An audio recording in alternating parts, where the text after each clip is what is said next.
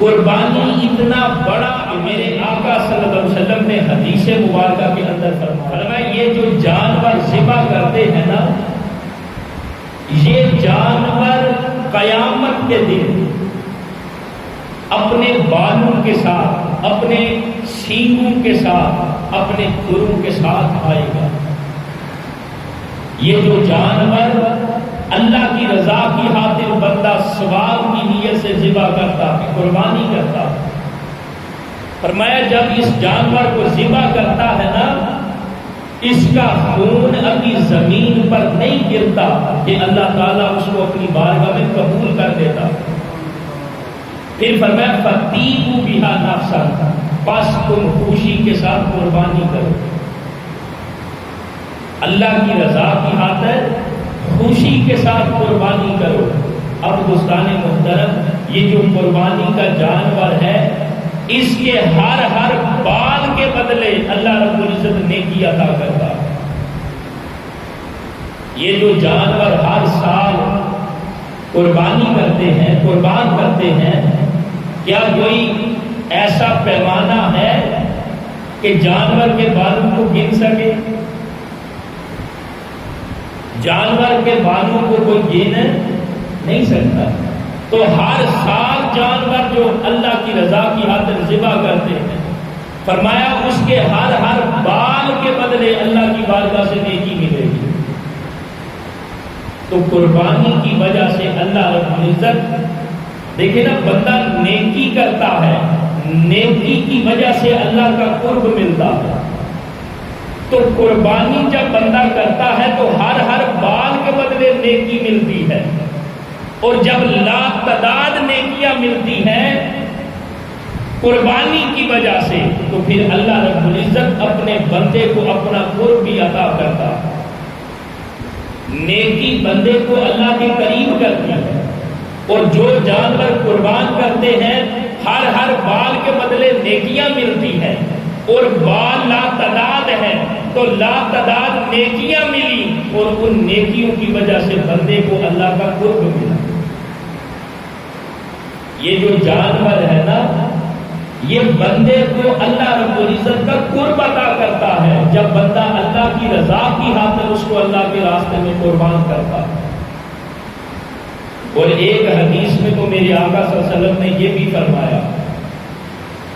فرمایا یہ جو قربانی کا جانور ہے نا، یہ پل صراط پر تمہارے لیے سواری بن جائے گا۔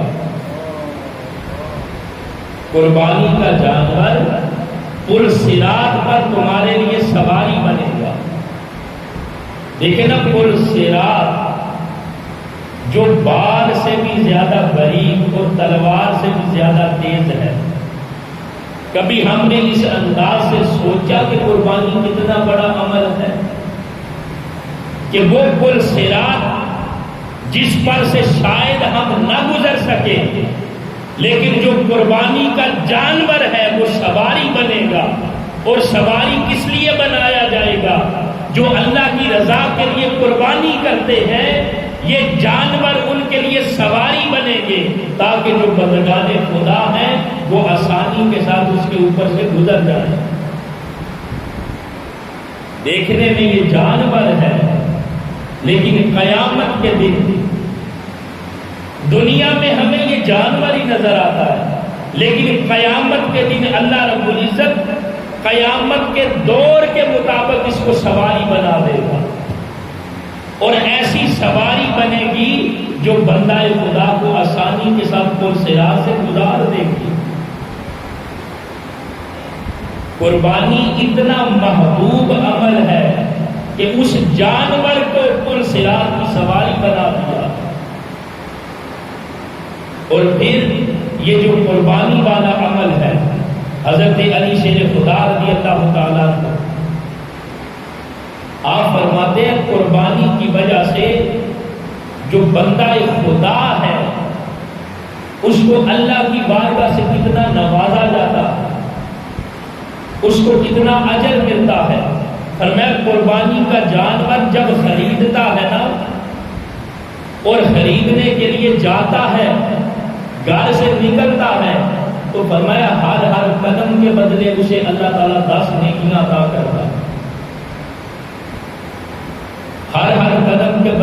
کے 10 گناہوں کو مٹاتا ہے، ہر قدم کے بدلے اس کے 10 درجات کو بلندی عطا کرتا ہے۔ جب بندہ قربانی کا جانور خریدنے کے لیے نکلتا ہے اور پھر جب خریدنے کے لیے جانور کے مالک سے گفت و شنید کرتا ہے، جب قربانی کے جانور کے مالک سے لین دین کرتا ہے، اس کے ساتھ بحث کرتا ہے اور بحث کرتے ہوئے کہہ رہے کہ جانور اچھا خاصا پلا ہوا ہے، موٹا تازہ ہے، اس کے میں اتنے پیسے دوں گا، اور پھر آگے سے کہتا ہے مہنگائی کا دور ہے، میں نے اس پر بہت زیادہ غلے پر خرچ کیا۔ وہ گاہک آگے سے کہتا ہے یار پچھلی دفعہ اتنے کا دیا تھا، اس بار اتنی مہنگائی ہو گئی کہ اتنے زیادہ پیسے آپ چارج کر رہے ہو۔ اب وہ ساری باتیں جانور کو خریدنے کے لیے جو اس نے کی ہیں، دائیں بائیں سے جتنی بھی وہ باتیں کر رہا ہے نا جانور کو خریدنے کے لیے، وہ ساری باتیں اور ساری گفتگو فرمایا ایسے جیسے اس نے اللہ کی تسبیح کی ہے۔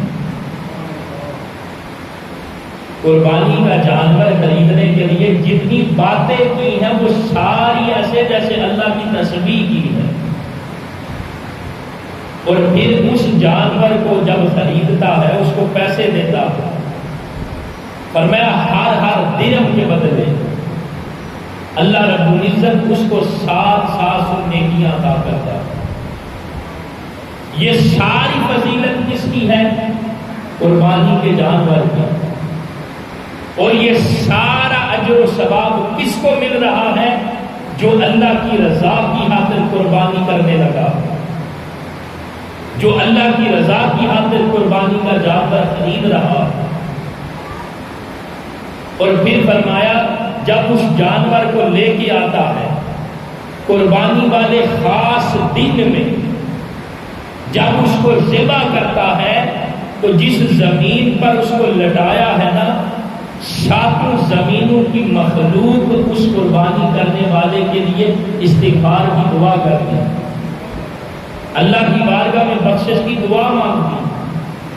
7 زمینوں کی مخلوق، یہ دوستان محترم قربانی کتنا بڑا عمل ہے، سنت ابراہیمی کو زندہ کرنا یہ کتنا بڑا عمل ہے۔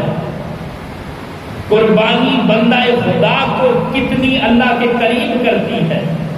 فرمایا اس جانور کو جس زمین پر لٹایا وہ بھی بخشش کی دعا مانگتی ہے، اور فرمایا جب ذبح کرتا ہے اس کا خون نیچے گرتا ہے، ہر خون کے قطرے سے اللہ تعالیٰ 10 فرشتوں کو پیدا کرتا جو قیامت تک کے لیے قربانی کرنے والے کے لیے اللہ کی بارگاہ میں بخشش و مغفرت کی دعا مانگتے رہتے ہیں۔ اور پھر جب قربانی کر لیتا ہے، گوشت کرتا ہے، دیکھنے میں وہ گوشت ہے لیکن اس گوشت پر اللہ کی بارگاہ سے کیا اجر ملتا ہے؟ فرمایا ایک بوٹی ایک لقمے کے بدلے اسے حضرت اسماعیل علیہ السلام کی اولاد میں سے غلام کو آزاد کرنے کا ثواب ملتا۔ یہ کتنا بڑا عمل ہے کہ بندہ قربانی کرتا ہے، اس قربانی کرنے کی وجہ سے اللہ کی بارگاہ سے جتنا اجر جتنی نیکیاں مل رہی ہیں، ادھر نیکیاں ہو رہی ہیں، ادھر اللہ رب العزت اپنا قرب عطا کر رہا۔ اس لیے کہ ہر نیکی بندہ جو نیکی بھی کرتا ہے، ہر نیکی پر بندے کو اللہ کا قرب ملتا ہے، اور قربانی ہے قرب سے۔ اس قربانی کی وجہ سے اللہ رب العزت جتنی نیکیاں عطا فرما رہا ہے، اب ذرا تصور کرے ایک نیکی کرے تو اللہ کا قرب ملتا ہے، اور اتنی نیکیاں ایک قربانی والے عمل کی وجہ سے ملی ہیں، تو ان نیکیوں پر بندے کو اللہ کا کتنا قرب ملتا ہے۔ قربانی کا مطلب بھی قرب سے ہے نا، قرب کہتے ہیں قریب ہونے کو. بندہ قربانی کرتا ہے اللہ کی رضا کی خاطر، تو اللہ رب العزت اپنے اس بندے کو اپنا قرب عطا کرتا ہے.